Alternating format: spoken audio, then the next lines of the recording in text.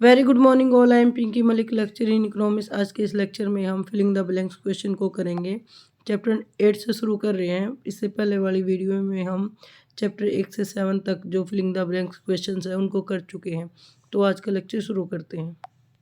Question number 1, एक बंद अर्थव्यवस्था में बिना सरकारी हस्तक्षेप के साथ एडी यानी कि एग्रीगेट जो डिमांड है वो इक्वल होती है सी प्लस आई के कंजप्शन प्लस इन्वेस्टमेंट। तो जो एडी है वो इक्वल होती है सी प्लस आई के जब जो इकोनॉमी है वो एक बंद अर्थव्यवस्था होती है।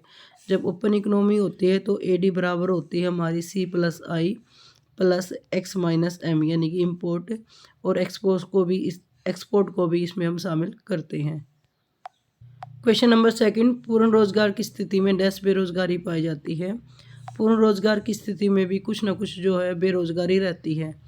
क्वेश्चन नंबर 3, समग्र मांग में वृद्धि के फलस्वरूप डैश के स्तर में वृद्धि होती है। तो जब एग्रीगेट डिमांड में वृद्धि होती है तो रोजगार में भी वृद्धि होती है।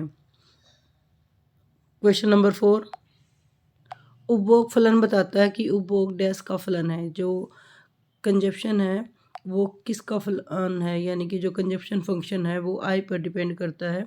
तो जो उपभोग है वो आई पर डिपेंड करता है। अगला है एमपीसी इक्वल है।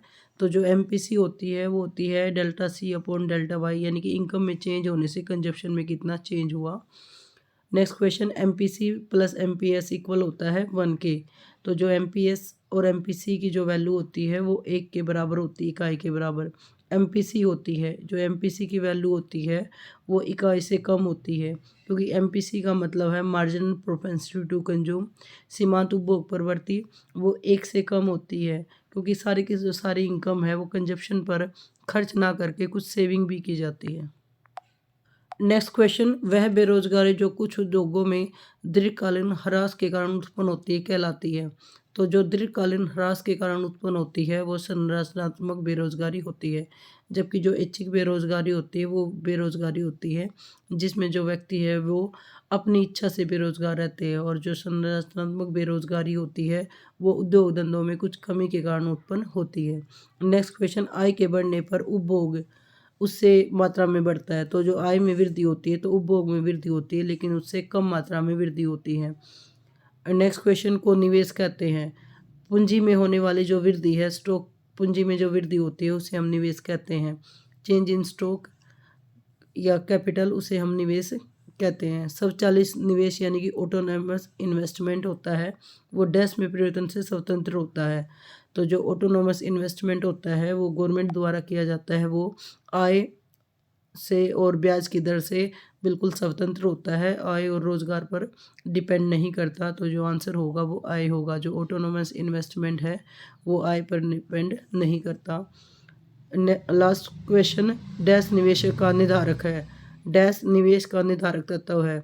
तो जो पूंजी की सीमांत कुशलता है जिसको हम MEC कहते हैं, मार्जिन एफिशिएंसी ऑफ कैपिटल, वो निवेश का एक निर्धारक तत्व होता है। Next chapter number 9। Chapter number 9, आय, रोजगार तथा उत्पादन के संतुलन के स्तर का निर्धारण, determination of equilibrium level of income, employment and output. Question number 1, परंपरावादी रोजगार सिद्धांत के अनुसार एक सामान्य विशेषता है। जो परंपरावादी रोजगार सिद्धांत है उसके अनुसार जो पूर्ण रोजगार है वो सामान्य स्थिति होती है। केन्ज के रोजगार सिद्धांत के अनुसार किसी भी व्यवस्था का मुख्य लक्षण यह है कि उसमें डैश संतुलन पाया जाता है। केन्ज परंपरावादी रोजगार सिद्धांत के विपरीत ये कहता है कि जो अपूर्ण रोजगार है वो किसी भी अर्थव्यवस्था की सामान्य स्थिति होती है। Question number 3। नेक्स्ट क्वेश्चन, संतुलन समग्र मांग वक्र एक बिंदु पर होता है जिस पर समग्र पूर्ति उसे काटता है, यानी कि संतुलन की स्थिति में एडी बराबर होती है एएस के। एग्रीगेट डिमांड है वो एग्रीगेट सप्लाई के इक्वल होता है। नेक्स्ट क्वेश्चन, समष्टि अर्थशास्त्र में आय, रोजगार और उत्पादन में कोई अंतर नहीं होता। आय में वृद्धि होती है तो रोजगार में वृद्धि होती है, क्योंकि लोगों को रोजगार मिलता है और जिससे उत्पादन में वृद्धि होती है। तो आय और रोजगार उत्पादन में समष्टि अर्थशास्त्र में कोई अंतर नहीं होता। नेक्स्ट क्वेश्चन, अर्थव्यवस्था में आय, उत्पादन, रोजगार के संतुलन स्तर को 2 प्रकार से देखा जा सकता है। एएस बराबर होती है एडी के, यानी कि जो एग्रीगेट डिमांड है, और एग्रीगेट सप्लाई है वो एक दूसरे के बराबर है, और एग्रीगेट जो डिमांड होती है वो C प्लस आई के होती है, और जो एग्रीगेट सप्लाई होती है वो C प्लस एस के होते हैं। तो पहली कंडीशन होती है AD बराबर होना चाहिए एस के, और दूसरी कंडीशन होती है जो इन्वेस्टमेंट इक्वल होना चाहिए सेविंग के। तो दूसरी कंडीशन होगी जो एस है वो बराबर होना चाहिए आई के।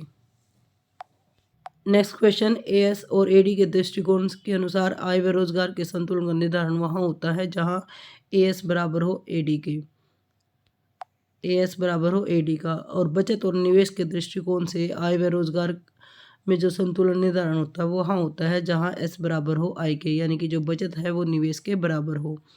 जब एएस ज़्यादा होता है एडी से, एग्रीगेट सप्लाई है वो ज़्यादा होगी एग्रीगेट डिमांड के, तो अर्थव्यवस्था में वस्तु और सेवा की जो पूर्ति होगी वो ज़्यादा होगी उसकी मांग से, यानी कि अधिक होगी, क्योंकि सप्लाई ज़्यादा हो रही है और जो डिमांड है वो कम हो रही है। आगे है, जब सेविंग ज़्यादा है इन्वेस्टमेंट के, तो नियोजित उत्पादन स्तर नियोजित व्यय से क्या होगा। जो सेविंग है वो ज़्यादा हो रही है, इनकी लोग वस्तु और सेवा का उपभोग नहीं कर रहे हैं, तो उत्पादन क्या होगा उस टाइम पे ज़्यादा होगा, और जितना उत्पादन चाहिए उससे कम होगा।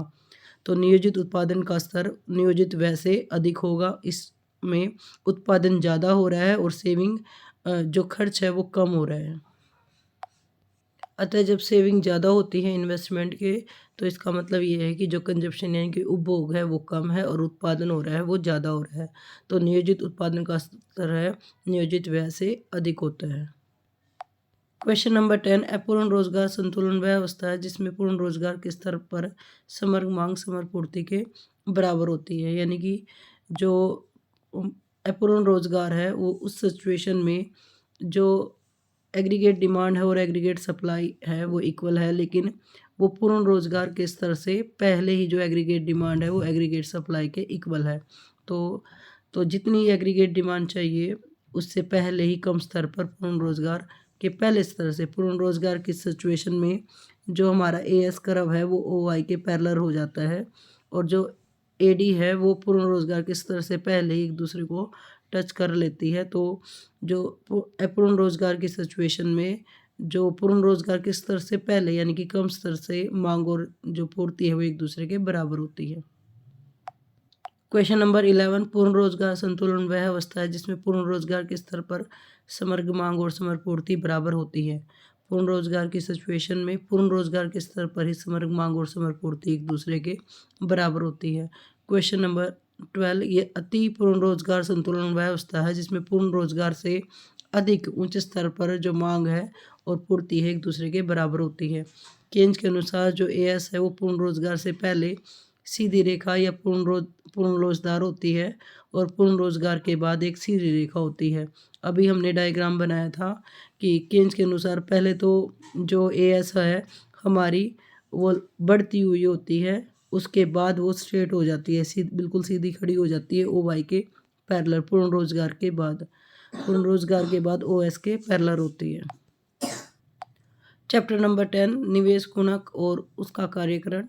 क्वेश्चन नंबर फर्स्ट, गुणक निर्धारित करने का फॉर्मूला क्या है। जो गुणक है वो कैसे डिसाइड होता है। गुणक के फॉर्मूला होता है के इक्वल है 1/1 माइनस MPC, या के इक्वल है 1/1 MPS। तो जो ये फॉर्मूला होगा ये होगा 1/1 माइनस MPC।